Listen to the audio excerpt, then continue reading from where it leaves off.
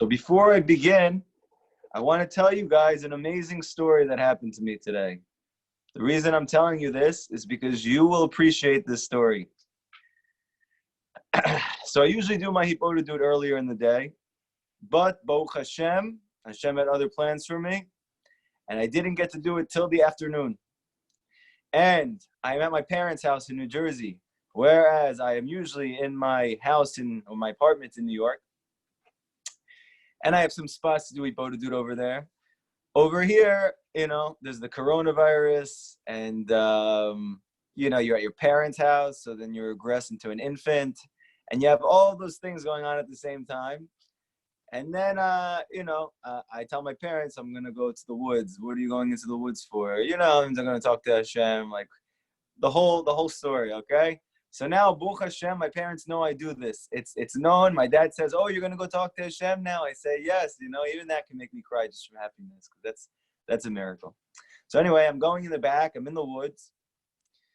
And davening. I'm thanking Hashem for 10 minutes, 20 minutes, 30 minutes. I'm singing, I'm clapping, I'm dancing. I'm praying for all my students and all my friends. Hashem, help this person with this, help this person with this, help this person with this. And then I said, Hashem, please help me to find a place to do Hipodadut that I don't have houses surrounding me on every side. And I can mamish scream to you and cry to you and no one's going to hear me. And as soon as I said that, there's a person who comes down into the woods, and he looked very serious. He looked very, very official. I think he was a policeman. And he walks into the woods, and he says, sir, what are you doing here? And I said, I'm talking to God. So he said, okay, so here's the thing. I've gotten some phone calls for the past week about a person who's been in the woods every day singing and dancing. And people are very concerned about this singing, dancing person in the woods. And he said, you said that you're meditating and you're talking to God. I said, yes. He said, don't you think it's a little bizarre to be dancing and singing in the woods? So I said, no, but I definitely can see why you would feel like that. And then he says to me, and he starts to wave people over, and all of a sudden, all of these police guards are coming into the woods beyond my parents' house. By the way, my parents don't know this. I hope they're not listening to the class right now. So the guards are coming in. There's 3 police guards and 1 random person all surrounding me in my backyard, in my house. and they're giving me a full questioning, and the entire time I'm smiling. And they're all questioning me. What are you doing here? Why are you in the woods? And then all of a sudden, I go to put my hands in my pockets, and they said, whoa, stop. Don't do that. I said, okay. They said, put your hands on your sides. So I said, okay. They said, what's in your pocket? Because it looked like a big bulging something. So I told them, it's my water bottle. So they said, can we see that, please? And I see them all getting ready. And I'm slowly taking out my water bottle. And I go, And then I see the guy who called the cops because he's with them. And he's seeing very quickly that this is not what he thought it was. And what he was probably excited for all week was to get the singing, dancing, crazy guy in the woods. Was a very innocent, nice guy who was just trying to be happy. And the reason I'm telling you this story is, one, because anybody who does Hipodadut every day is going to have stories like this. So therefore, I thought I could share with you guys since you're my friends. And I had a chiddush after that. I had a big chidush because I still have 15 minutes left in my Hipodadut. And Baruch Hashem, my wife knows I have to get the hour at least. So she let me go into my basement, into the closet to finish. I said, Hashem, thank you that you brought a whole host of police officers to come to me and to ask me why I'm acting in a bizarre way in the woods. And I said, Hashem, I hope you show me why I had that happen to me. The first Kiddush I had was that was the first time in my life I wasn't scared to be confronted by police cops. Now, my whole life growing up, I was always terrified of the police, especially because of all the stuff that I was doing. However, for the first time in my life, I saw them. I wasn't scared at all. I was actually very at peace. And I saw very clearly that Hashem was sending them to me. So Rabbi Nachman says that a person who he doesn't have Yirat Hashem, he doesn't have awe of Hashem, he doesn't recognize Hashem as the cause of everything in his life, then automatically Hashem will start to send him people and things and places and situations to be scared of, to remind him that he doesn't have to be scared of those things, that he needs to redirect it back to Hashem. So that was one thing I thought about. But Baruch Hashem was first time. By the way, if you guys don't know, there's an amazing story in the Baal Tanya, the creator of Chabad, Hasidus. So there's a story where he was in jail and the Russians were beating him and they were like terrorizing him in the cell. He wouldn't say anything. And all of a sudden, one of them came over with a gigantic gun and he placed it at his head. And he said to him, "Where's your God now?" And he looked at him without any reaction, no response, no inner turmoil, no nothing. He smiled at him and he told him, "You're more scared of that gun than I am." And the guy just froze and his body started to go into an epileptic fit. The gun flew out of his hand and that was it. So I hear stories about like this and that sounds crazy. But the truth is that if you live with Hashem and you talk to Hashem every day, you realize everything's Hashem, there really is nothing to be afraid of. Not at all. Okay? That's one. Two, which is the bigger chiddush. This guy thought it was so weird that someone was so happy and dancing and singing outside. That is so bizarre. That is crazy. I've had students who tell me before, David, you know, I know that this is connected to you. I know that you feel like this has saved your life. I know you really believe in it. But do you ever feel like you're losing your mind? So I tell them, I already lost my mind a long time ago, growing up in secular society. That was the greatest mind wasting that I ever had in my life and caused me tremendous sadness.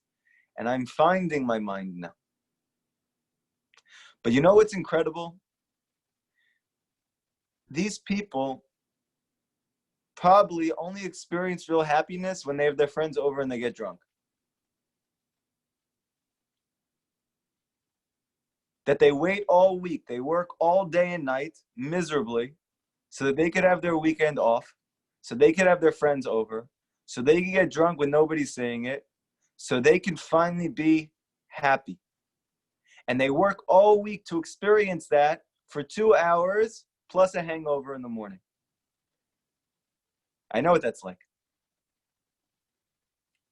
But if you think about it, how bizarre is it that the world feels that this is the only normal way to be happy? And that a person who's happy without drugs, that he's singing and dancing as if he was drunk when he's not drunk because he's got that same level of simcha and that same level of not being afraid of anything without becoming inebriated. And that's bizarre. That is the most bizarre thing. The Zohar said that this world is Alma de Shikra. It is a world of lies. The whole world is a world of lies. And that a person, a nice, simple Yid who goes into the woods and is singing and he's clapping and he's happy. And this person is a threat to society. Yet everyone else doesn't feel that their sadness is a threat to society. They don't feel like their anger is a threat to society. They don't feel that their alcoholic tendencies and addiction to drugs is a threat to society. No, this is normal. What you're doing is bizarre.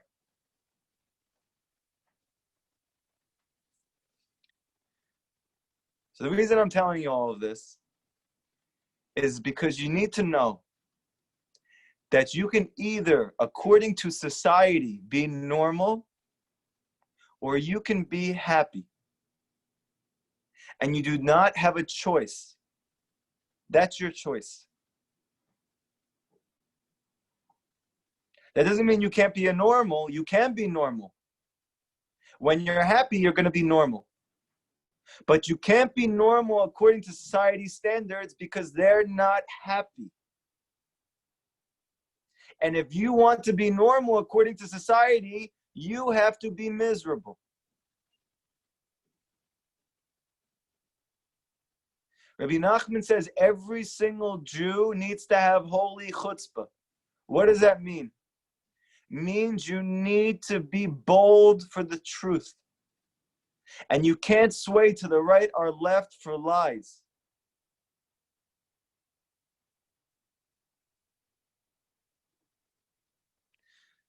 This whole world is a very narrow bridge. There's nothing to be afraid of. Okay? Please, I beg of each of you, don't be afraid to be happy. Don't be afraid to believe in Hashem. Don't be afraid to pray in the woods. Don't be afraid to sing and dance. Because I promise you that 99.99999% of the world's population would love to feel that happy all the time. But they're too afraid to. And they don't know how to. Rabbi Nachman teaches you how to. Your choice only now is, do I want to be normal according to society, or do I want to be happy? And you can't learn these classes and then go to your therapist and say, I don't know why I'm not happy. Because I've seen 1,000 therapists and I had that same conversation. And you know the reason why I wasn't happy? You know the reason why nobody's happy? Because you're afraid to be happy. Because you're afraid to be you. Because you're afraid to be normal. Don't be afraid anymore. And when you do, and you are happy, and then you're finally normal, you'll realize that Hashem has always been with you. That the reason you didn't feel Him before is because you weren't happy. It says that the prophets could not experience nevuah. This is according to halakha. You cannot be a prophet. You can't experience deep hasagas, deep revelations of godliness if you were not bes simcha. You weren't happy. This is not a Breslov concept. It is a Torah concept. You want to experience Hashem in your life? You need to be bes simcha. You need to be happy. The word Mashiach, the one who's coming to save us, his name, if you flip the letters around, it's Yismach. It means he makes happy.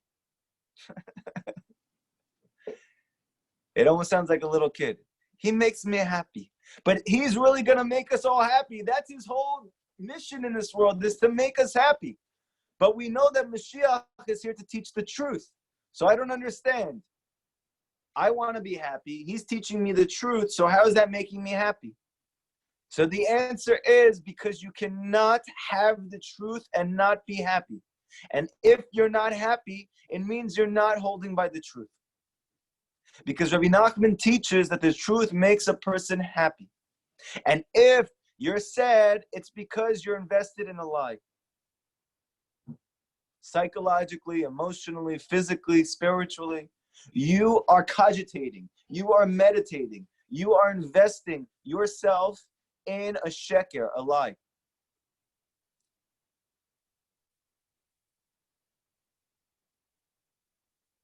So tonight we're going to learn about Mashiach. Are you ready? Good. We've learned so far that the weapon of Mashiach is tefillah, is prayer. And by the way, when he asked me if I had a weapon, I did want to tell him I had one. My mouth. And I was slaying the klipot out there. Mamish. In fact, Rav Ovadia Yosef, who was not on paper a Breslover Chassid, but he was the Posek Ador. And he is one of the greatest tzaddikim of our generation. And he never left Eretz Yisrael because there's a whole complication that if you live in the land of Israel, it's a problem to leave, okay? So he rarely ever left. However, his yeshiva needed money and he needed to support it. And the people around him were telling him, this you need to do. You need to go outside of Israel to help collect because you need to teach people Torah. So he finally got up, he got to the airport, and he never went to the airport. And they asked him when he got up to get into the plane, they said to him, do you have any weapons on you? So he smiled and he said, yes, my tongue.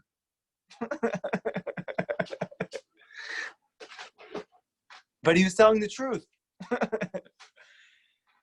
The Torah teaches the Jew's weapon is in his mouth. And the weapon of Mashiach, within you is your mouth. But how do you unlock that weapon?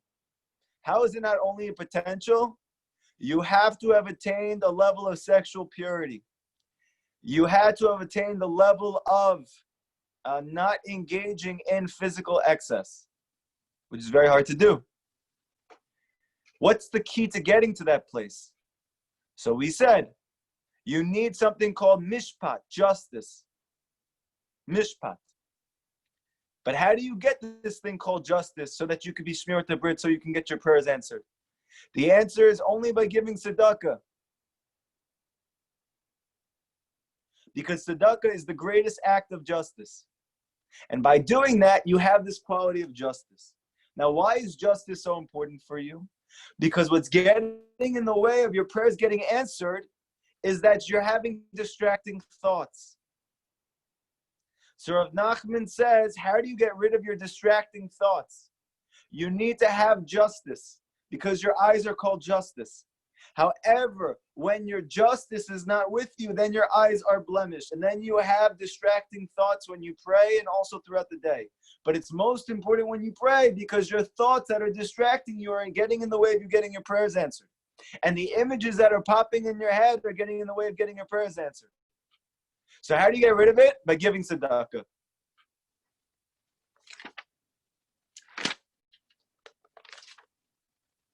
This is what we said so far. Now,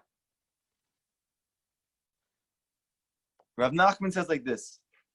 And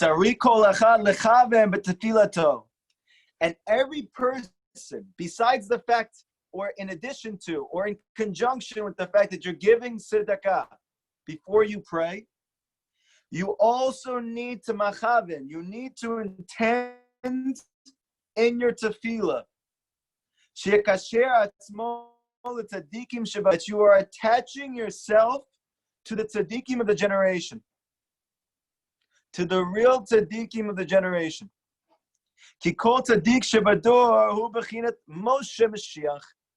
Okay, so let's take a second and go back. This is the beginning of what's going to be a long, long journey of what's called Deveku with the tzaddik. To be davik to the tzaddik, to be attached to the tzaddik. Okay.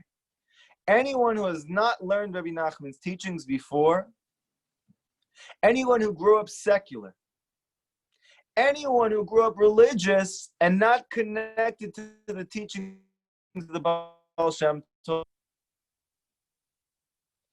is very weary of what we're about to say. However, I want you to see very clearly that this is pshat, that this is not a Hasidic concept, that this is brought down by Chazal and by Rashi. And we're going to see what that means in a second. What is that? You have a mitzvah deoraita. You have a mitzvah from the Torah. That means that you have to do it. It doesn't just mean it's a good thing to do. It means you have to. That you have to have the veikut with Hashem. You need to have attachment to Hashem, cleaving to Hashem. So Rashi, who is the most famous commentator on the Torah, and he's only looking to explain what is the simple understanding of this. Not what is the Kabbalistic understanding, not is what is the exposition of this, not what is the hint. What does it mean simply? How do I fulfill that mitzvah? So Rashi has a question on this simple understanding, and that is, Hashem is not physical. How can the Torah command every single Jewish person, man or woman, to have attachment with something that's not physical? So Rashi says there explicitly, and he brings a midrash that says the same exact thing, I believe in the Sifri, that the only way to have attachment with Hashem is to have attachment with tzaddikim and talmidei chachamim. And by having attachment with real tzaddikim, you fulfill the mitzvah of being attached to Hashem. So you see very clearly here that if anybody in the world wants to fulfill the mitzvah of devekut with Hashem, they need to have attachment to a tzaddik. So already, you must understand this is not a chiddush of the Baal Shem Tov. This is Chazal. Good. Now the question is, how do you be attached to a tzaddik? Okay, great. So we say, according to Rashi, everyone understands you need to have attachment to tzaddikim because the only way to have the devekut with Hashem. And many people say, especially the Baal Shem Tov, that the devekut with Hashem is the mitzvah of the entire Torah, and all the mitzvot are included within that mitzvah. So according to the Baal Shem Tov HaKodesh, the greatest Hasidic master who ever lived, the originator of Hasidus, he says that the mitzvah in the Torah is devekut Hashem. And Rashi says the only way to have devekut with Hashem, according to Chazal, is to have attachment to real tzaddikim. So now the Gemara needs to say, if that's the case, so how do you attach to a tzaddik? So the answer they give in the Gemara, I believe it's in Ketuvot,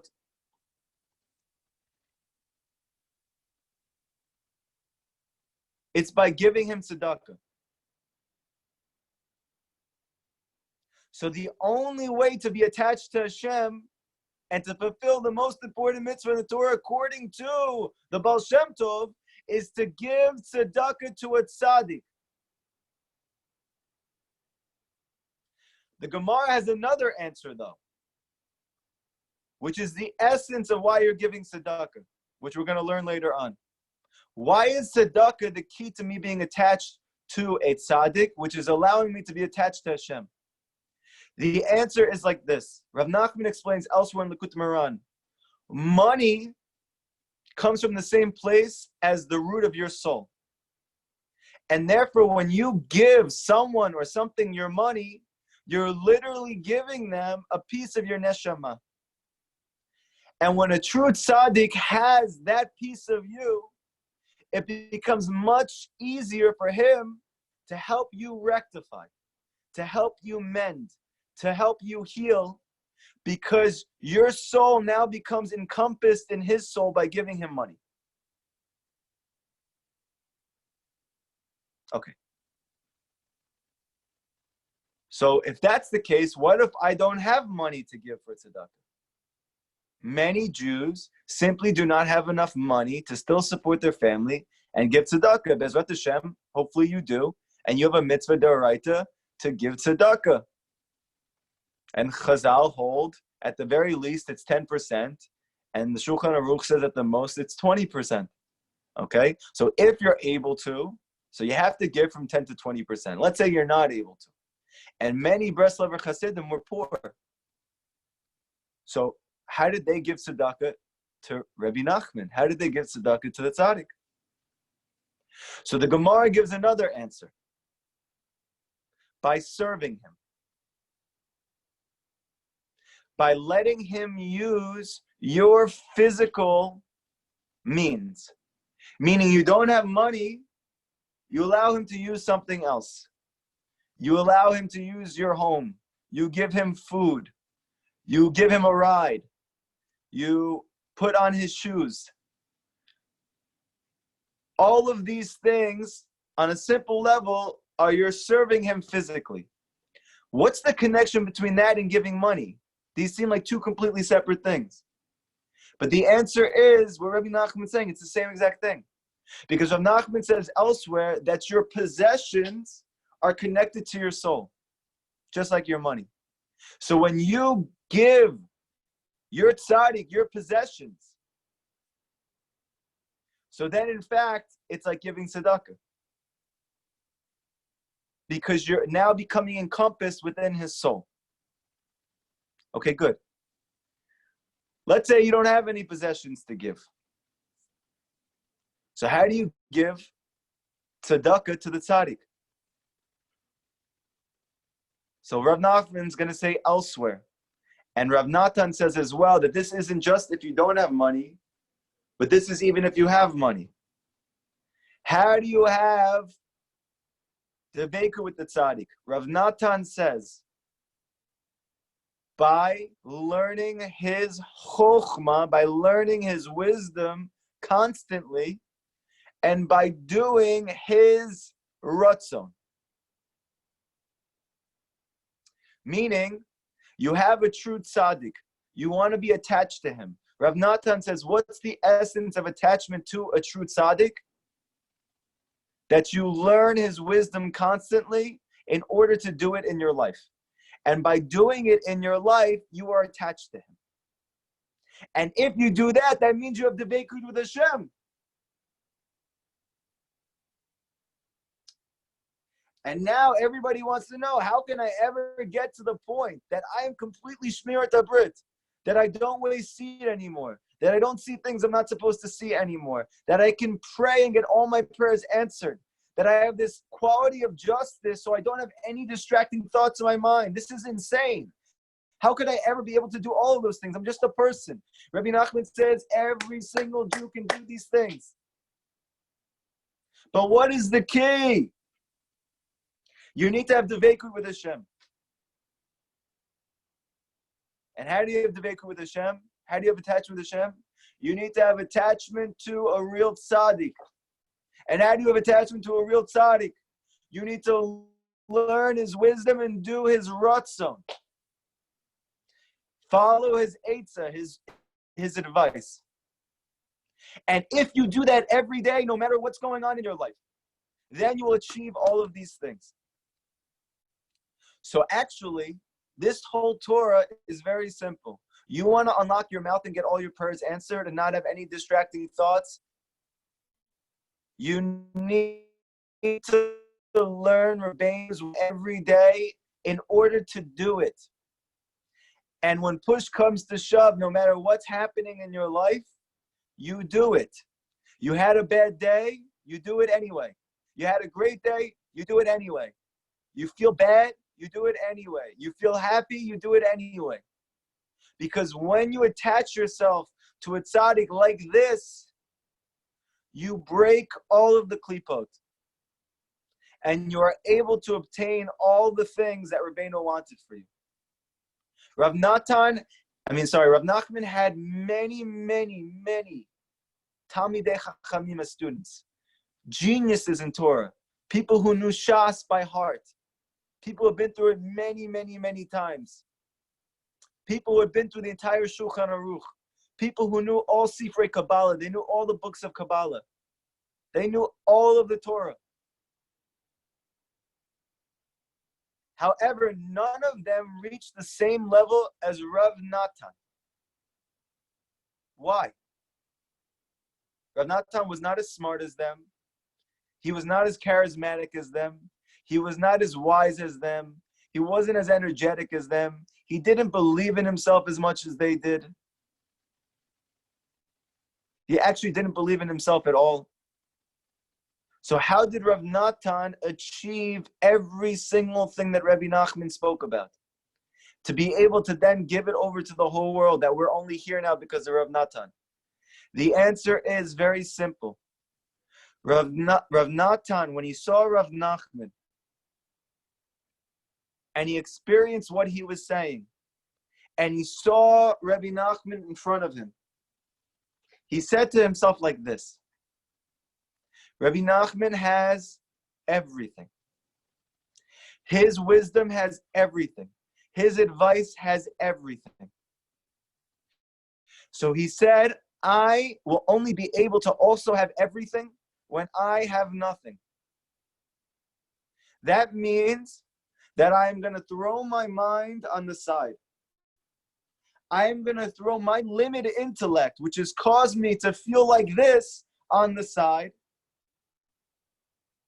And I'm going to listen to Rabbi Nachman's lessons and Torah and read it and learn it every day till it's implanted in my heart.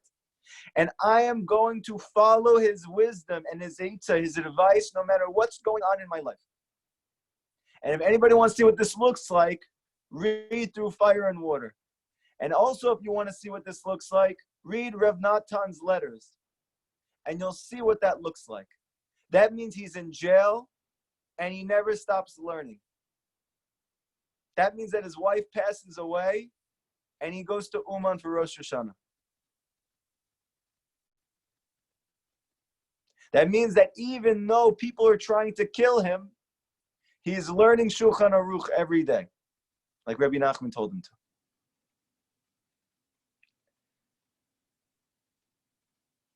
So while this might sound overwhelming, this is the most empowering thing in the world. Because what we're learning now is it doesn't matter at all what your koach is, whether you're smart or you're not smart, whether you're charismatic or you're not charismatic, whether you are good with your mouth or you're not good with your mouth, whether you are savvy in business or you're not, whether you're married or you're not, whether you have kids or you don't, that if you simply nullify your limited mind to the unlimited mind and consciousness of the Tzaddik Yesod Olam, and that doesn't just mean learning his wisdom, but doing what he's teaching you, physically doing it, then you can achieve anything.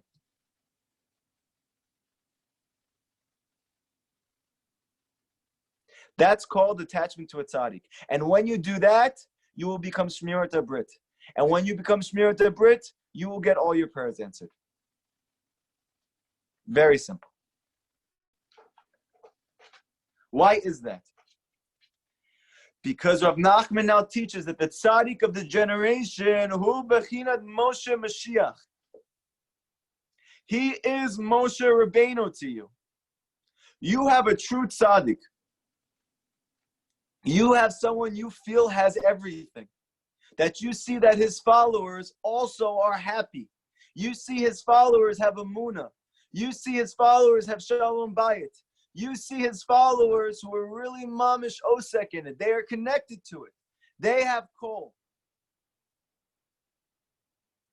And you feel that it's in there. Do you know why? Because to you, he is Moshe Rabbeinu. And if you said to yourself, when you read the Torah, how could the Jews not listen to Moshe? That they're in the desert. He takes them out of Egypt. He takes them out of slavery after 200 years. He shows them miracles. He gives them everything. And they're all not listening to Moshe. And you say to yourself, how is that possible? And the answer is, look in the mirror and you'll know. Because we do the same thing every day. The issue is not that we don't have the tzaddik. The issue is not that we don't have the ability. The issue is we don't believe in him. Rav Nachman says that there are 4 levels of trust. And if you are lacking in any of them, you don't have any of them. You have to have 100% trust in Hashem Yiparach. You need to believe in him 100%. You need to have trust and belief 100% in his Torah. That even if you don't understand it, you still believe that it's true. You need to have 100% belief and trust in a true tzaddik, in true tzaddikim. Not any less than your trust in Hashem. The same trust, the same belief. And lastly, you need to have 100% trust and belief in yourself. And Rav Nachman says, if you don't have these, you don't have emunah. Because you can't. And that doesn't mean that there's something wrong with you. It means you're normal, you're human, you're a person like all of us. But you now have something to work towards. And your ability to achieve all of those things is the veikut with the tzaddik. No matter what anybody tells you, no matter how many people scoff at you for learning Breslov, no matter how many people laugh at you and call cops on you because you're dancing and singing in the woods, I'm telling you right now, if you have real attachment with the Rabbi, if you have real attachment with the real tzaddik, you will achieve everything you want in your life.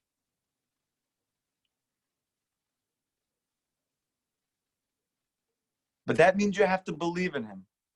And if you don't believe in him, like I didn't for many years, then in your hibodedut, you need to say to Hashem, Hashem, please help me to believe 100% in my tzaddik. Help me to believe 100% in your Torah. Help me to believe 100% in you. Help me to believe in myself, please. For the love of God, help me to believe in myself. And Hashem will answer you. But the way that you show that you believe in something, in truth, is by doing their ratzon. So if you really believe in Hashem, you do his ratzon. It says clearly in the Balatanya. The Tanya says that if a Jew doesn't do one of the 613 mitzvot, not saying anything bad about him, nothing. But as a matter of fact, this person has a begam in Amunah. Because there's no way you can believe completely in Hashem and not do the mitzvot. Because Hashem, if you believe in him, he's telling you this is good for you. So how are you not going to do the thing he says is good for you? Because you don't believe in him. Or you don't believe he's good. Or you don't believe he knows better than you. Same thing with the tzaddik. You want to get the most out of learning Rabbi Nachman's teachings, you have to do it. You can't just learn it. But when you do it, no matter what's happening in your life, that's called the veikut with the tzaddik. And then you mamish get everything. Why? Because the tzaddik, Rav Nachman says, is the concept of Moshe Rabbeinu, the Mashiach. How do we know that Moshe and Mashiach are connected? So, there is a very famous pasuk at the end of Sefer Bereshit, where Yaakov is blessing his children.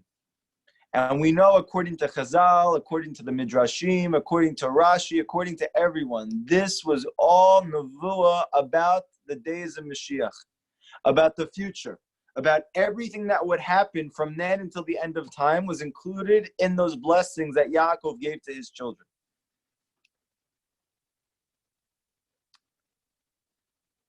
And when Yaakov went to bless Yehuda, he said to him, kingship is going to come from you. Meaning, the Mashiach is going to come from you. Who is that, Rashi says? David. Kingship is going to come from you. He's talking about David in the future. Okay, great. And then he says that kingship, and he's hinting to this Yaakov, to Yehuda, is going to rise and fall constantly. Sometimes they're going to have it, sometimes they're not going to have it. Sometimes they're going to have it, sometimes they're not going to have it. However, this is only ad ki yavo Shiloh, until Shiloh comes. So Shiloh never appeared in the Torah until now, and he doesn't appear later on in the Chumash either. So what's Shiloh? What's going to happen when Shiloh comes? That all of a sudden, kingship is now forever. Jewish kingship is in place, and we're no longer going to be in servitude to the non-Jewish governments of the world and to the klipot. And the answer is only when Shiloh comes. So Rashi right away says, who is Shiloh? And Rashi brings the Midrash in Reshit Rabbah that says, Hu Melech HaMashiach, that Shiloh is Mashiach. Meaning when Mashiach comes, then kingship, Jewish kingship will be established forever. And we will have Jewish sovereignty. And we will not have to be servants or slaves or work anymore for the secular world. We will be free when Shiloh comes. Okay, great. Where does the Midrash know that from? So, first off, the Gemara says one of the names of Mashiach, there's 4 names that they give in the Gemara. One of them is Shiloh. Okay, so there's one answer. Let's get another answer. Because the Zohar says very clearly, how did Rashi know that Shiloh is referring to Mashiach? How does the Midrash know that Shiloh is talking about Mashiach? Because Shiloh is Gematria 345. Who else is that the Gematria of? Moshe. But Moshe passed away. He didn't even bring us into the land. So how could it be that Yaakov is telling Yehuda that only when Moshe comes are we going to have redemption? And the answer is unbelievable. That the Arizal teaches that Moshe Rabbeinu comes back in every single generation. That the soul of Moshe comes in every generation, and he fulfills the role of Mashiach in that generation. And if you follow him, then you are not under the sovereignty of the secular world. Not the work world, not the emotional handicapped world, not the psychologically destitute world, not the land of unhappiness. If you have anointed Shiloh as your king, that means you do his ratzon. That is the Moshe of the generation. So now let's look at it, because it's very interesting. If Moshe comes in every generation, specifically the Arizal says every Jubilee, his soul comes back down. So it's every 50 years. How many 50 years have there been since the beginning of creation? How many Jubilees have there been since day one? So we're in the year 5780. Bezrat Hashem will all be in Ummah and Rosh Hashanah for Rosh Hashanah in 5781.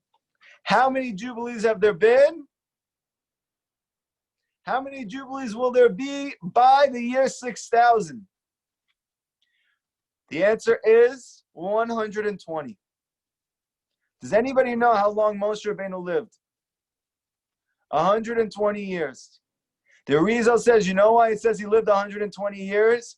Because his neshama comes back down to this world 120 times to be the Mashiach of that generation. And the Arizal goes down and he brings many reincarnations of Moshe, starting from even before Adam Rishon. He was already there. And then he came down as Shet. And he eventually became Shem. And he was also Avel, Abel. And he was also Noach. And he was also Achia Hashiloni, the one who taught the Baal Shem Tov all of his Torah. And he was also Rabbi Shimon Bar Yochai. And he was also Rabbi Nachman of Breslov.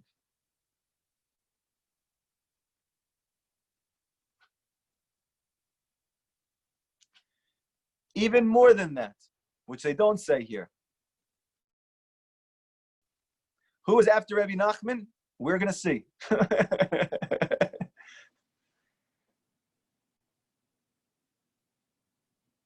However, we do know that Rabbi Nachman says his fire is going to burn until Mashiach comes.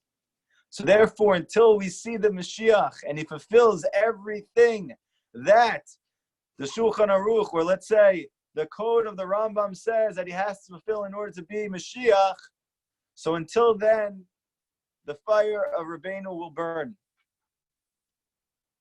And that fire is going to bring us there. So now, if you look at that pasuk as well, It says, Ad ki yavo Shiloh, until Shiloh comes. So Shiloh is Gematria 345, which is the Gematria of Moshe, who we know according to Kabbalah, his soul is going to reincarnate for the final time as Mashiach. And he's going to be in the body of David. That on the outside, he's going to look like David. He's going to sound like David. He's going to have the same ability to speak like David. But what's inside of him is actually the soul of Moshe, Mashiach.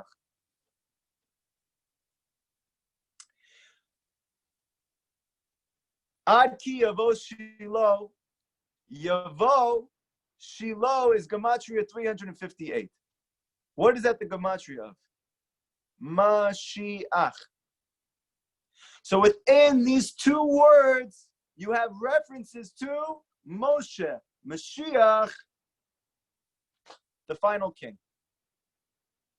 All of this is simply to say that the tzaddik of the generation, that the true tzaddik, the tzaddik emet, is Mashiach. So your only issue is whether or not you attach yourself to him or not. If you do, you'll find redemption, just like the Jews did in Mitzrayim. And if you don't, you get left in the desert.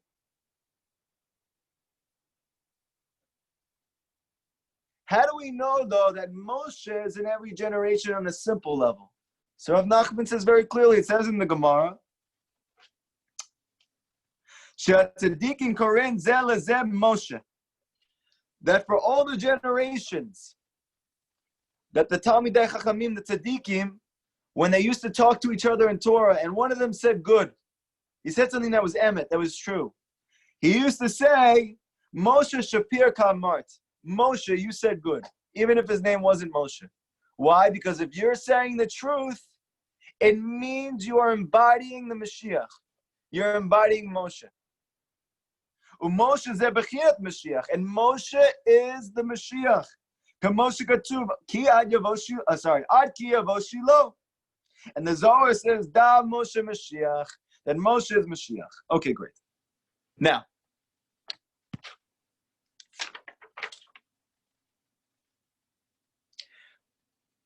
we will continue this tomorrow and find out how this has to do with you getting your prayers answered. But just for tonight's class, does anybody have any questions?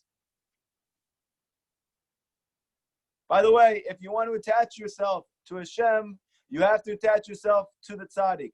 And you attach yourself to the tzaddik by learning his wisdom, which you all just did. Okay, you're halfway there. Now you have to do what he's teaching you. So now your obligation is to ask, what do I do now with this tomorrow until we meet again Thursday night? Shoot.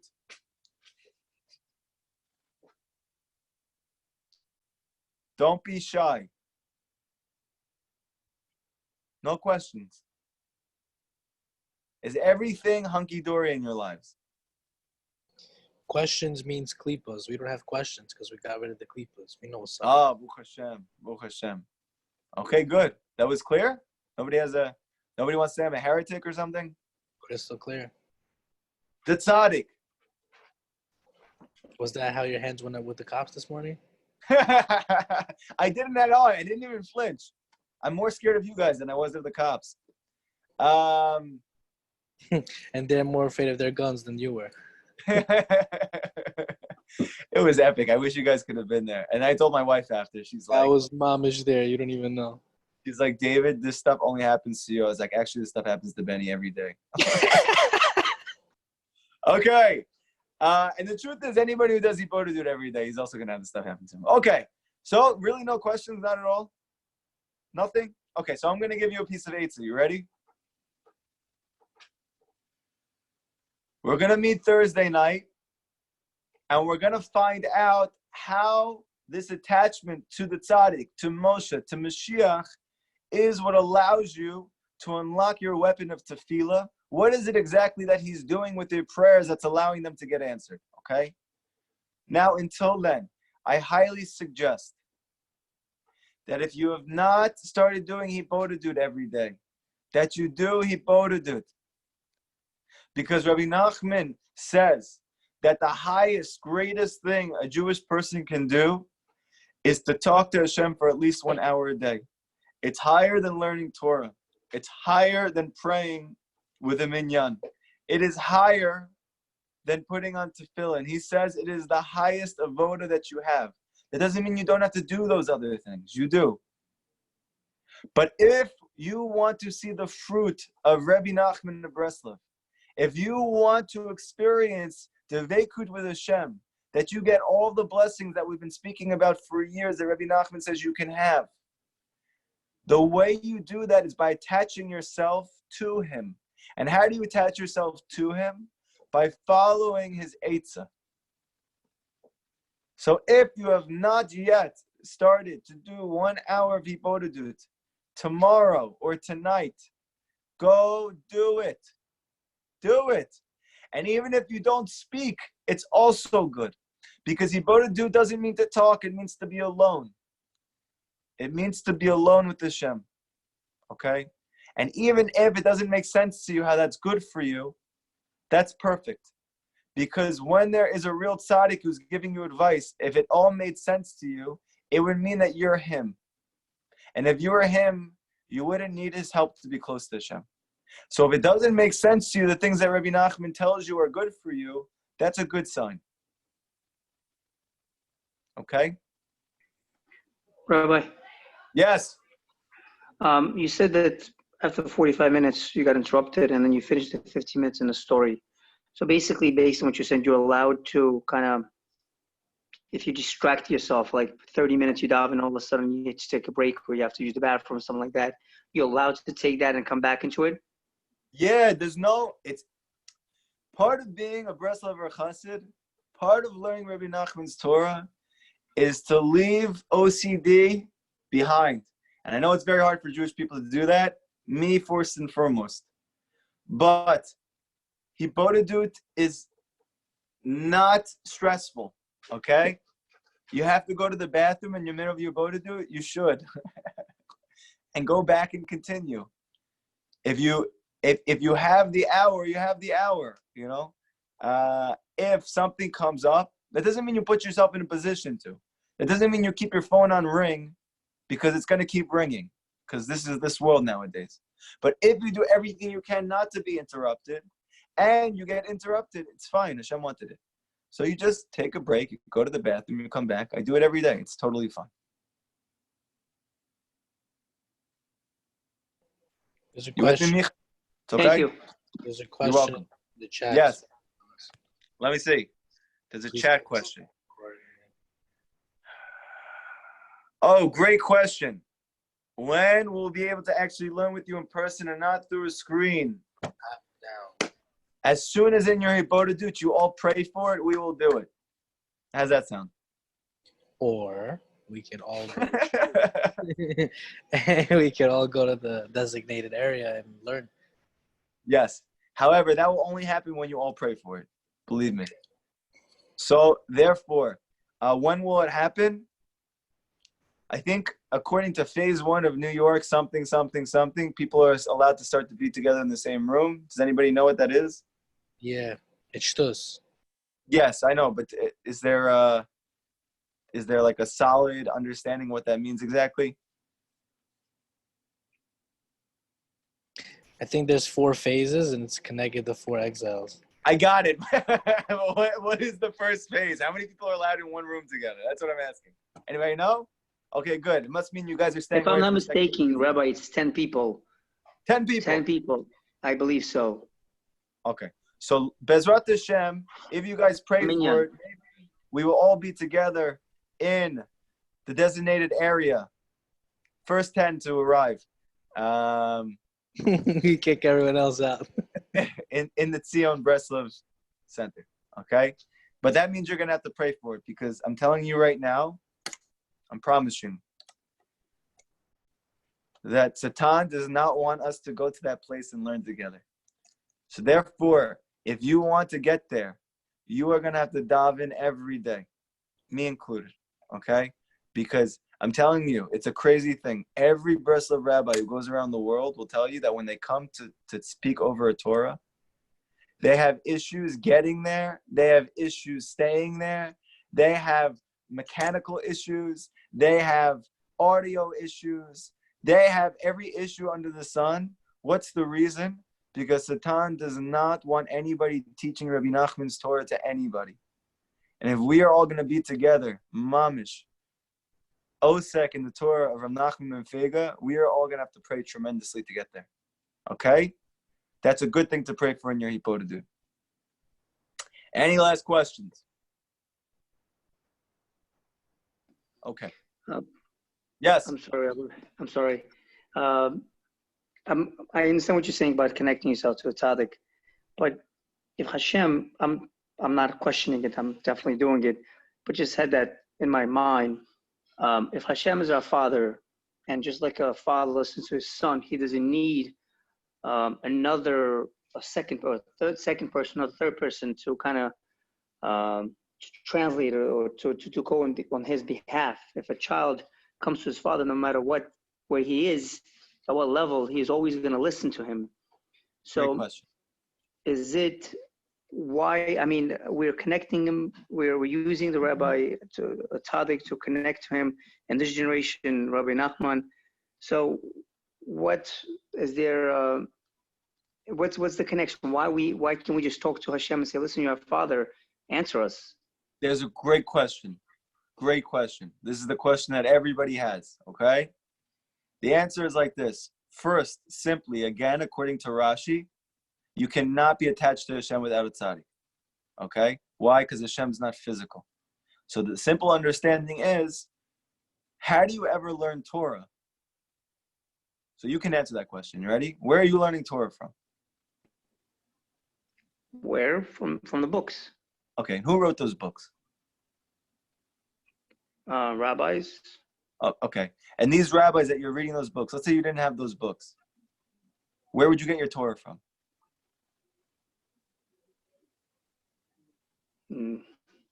Based on Rabbi. I mean, everybody, Gemara, Mishnah, everything's written by the rabbis. So, right, so they were all written by the rabbis. So let's say you didn't have that. How would you get close to Hashem? You have to have a source that knowledge comes from. Okay, good. And the source. Okay, so therefore the answer is very, very simple. There is a concept that's called make yourself a rabbi. It's in Pirkei Avot. This is not a chiddush of Chassidut. That every Jew is incumbent upon him to have a rabbi. Why do you need a rabbi? Why don't you just go connect to Hashem? Because very simply, they know how to be close to Hashem, and you don't know yet. So that's a simple understanding. By learning from the person who knows more than you how to be close to Hashem, you find out how to be close to Hashem. Now, on a deeper level, not a secret level, but just a deeper level, the answer is like this. Rav Natan explains, and Rav Nachman explains, what is so important about having a tzaddik? What's the main point of attaching to a tzaddik? Why don't you just go talk to Hashem and figure it out on your own? The answer is very simple. Because we're not humble. And the whole reason we're not close to Hashem and we're all struggling is because none of us are humble. And the easiest way to humble yourself is to listen to someone who knows more than you.